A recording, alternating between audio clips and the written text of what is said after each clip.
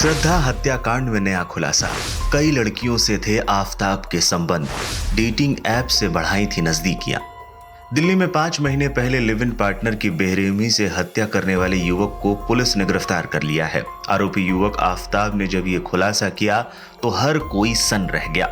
Police को उसने बताया कि कैसे और क्यों उसने 26 साल की श्रद्धा को मौत के घाट उतार दिया। आरोपी ने बताया कि 18 मई को ही उसने श्रद्धा की हत्या की थी। श्रद्धा हत्याकांड को लेकर अब कई नए खुलासे हो रहे हैं। एक मीडिया रिपोर्ट में दावा किया गया है कि श्रद्धा को मारने के बाद आफताब एक और रिलेशनशिप में भी रहा था। खुद को फूड ब्लॉगर और सोशल एक्टिविस्ट बताने वाले आफताब के बारे में दिल्ली पुलिस के अधिकारियों का कहना है कि उसने जिस तरीके से श्रद्धा को मारा वो बेहद शातिराना था। आफताब ने श्रद्धा को मारने की प्लानिंग काफी पहले ही कर ली थी। इसके लिए वो इंटरनेट पर लोगों को मारने और पुलिस से बचने के तरीके ढूंढता था। द इंडियन एक्सप्रेस की रिपोर्ट के मुताबिक श्रद्धा के शव के टुकड़े करके जब आफताब ने फ्रिज में अंग संभाल कर रखे थे, उसी वक्त वो दूसरी लड़की को भी डेट कर रहा था।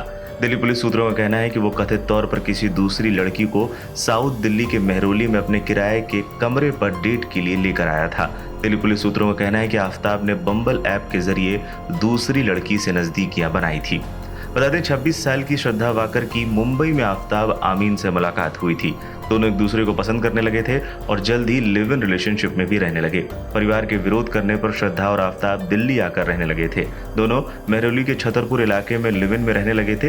दिल्ली आने के बाद श्रद्धा लगातार आफताब पर शादी का दबाव बनाने लगी थी। इसी पर दोनों में विवाद होता रहता था। इसीलिए 18 मई को झगड़ा हुआ तो उसने श्रद्धा की गला घोंट कर हत्या कर दी। फिर शव को चापड़ से कई टुकड़ों में बांटा और फिर अलग अलग भागों में फेंक दिए। पुलिस सूत्रों का यह भी कहना है कि श्रद्धा को मारने के लिए आफताब लंबे समय से प्लानिंग कर रहा था। इसके लिए उसने कई क्राइम शो और कई हॉलीवुड वेब सीरीज से मारने की योजना सीखी थी। इतना ही नहीं, वो घंटों इंटरनेट पर यह भी जानने की कोशिश करता था कि ऐसा करके वो पुलिस से कैसे बच सकता है।